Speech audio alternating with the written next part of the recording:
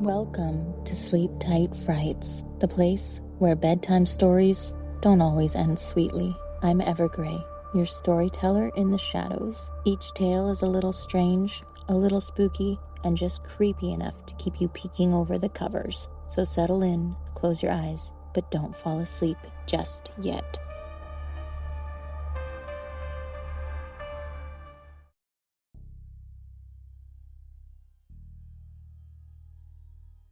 Thank you for joining us for our organized chaos. I'm just kidding, but every Sunday will be the day that we release one of our sports-themed stories. So make sure you come back, because this is the podcast where bedtime stories skate a little too close to the edge of the dark. Tonight's tale drags us past curfew and straight into sudden death. This one's called Overtime.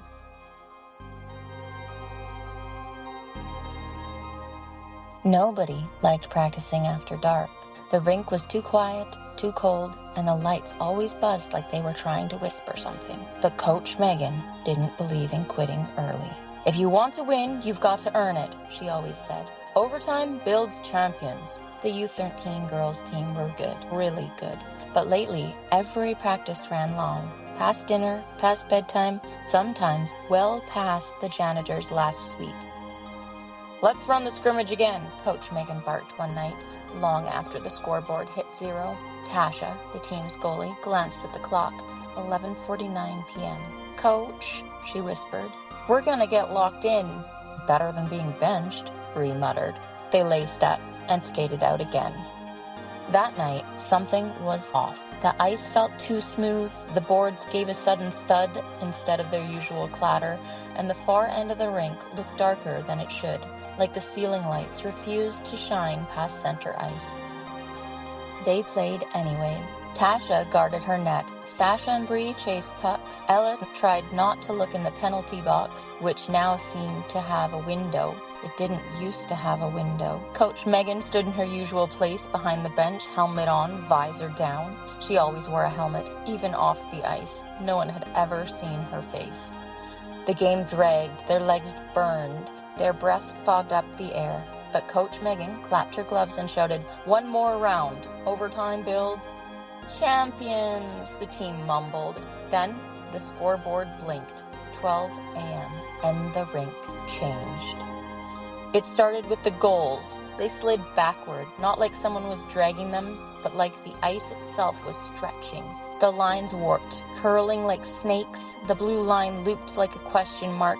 The boards cracked open with sudden seams, and the bench vanished behind a wall of glass. Coach! Sasha shouted. What's happening? But Coach Megan didn't answer. She was gone. In her place stood a figure in an old jersey, gray and torn, with a number no one recognized, 00. Behind a cracked visor, the figure's face was blank, just ice, white skin, and hollow eyes. And then another team appeared.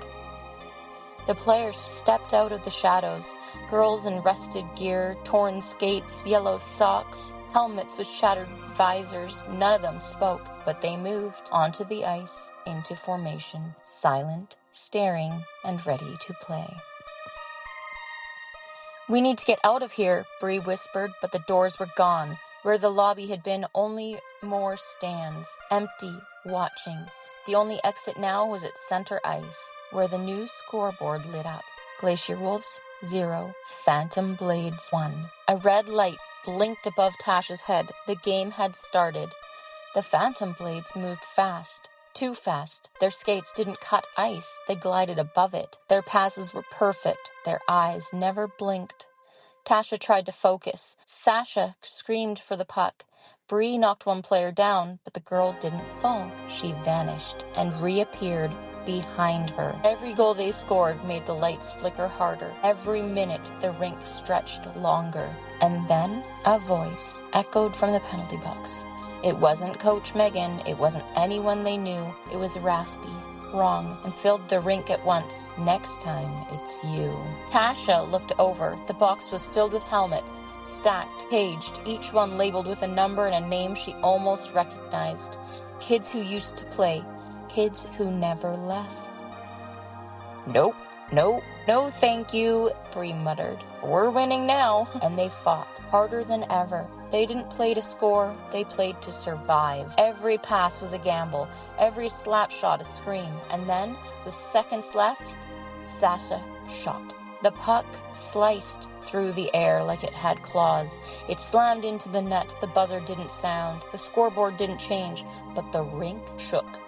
The shadows peeled back, the phantom blade skated into the mist, dissolving like fog in the sun, and Coach Megan reappeared at center ice.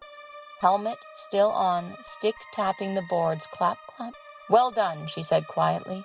"You earned your exit." And then she was gone.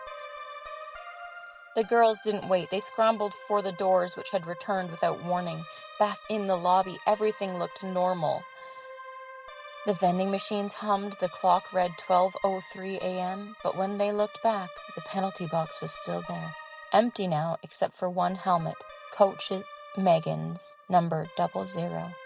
And etched inside the glass, just visible under the flickering lights, overtime never ends.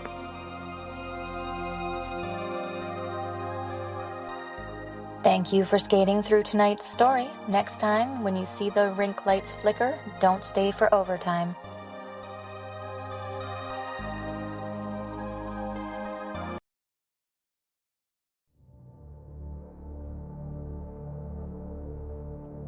Thank you for listening to Sleep Tight Frights. It means more than you know, to us and to the things that listen back. I'm Ever Gray, your guide through the shadows, and if you felt something was watching as the story unfolded, you're not alone. They remember the ones who listen, they wait for the ones who return. So come back soon. Sleep tight if you can.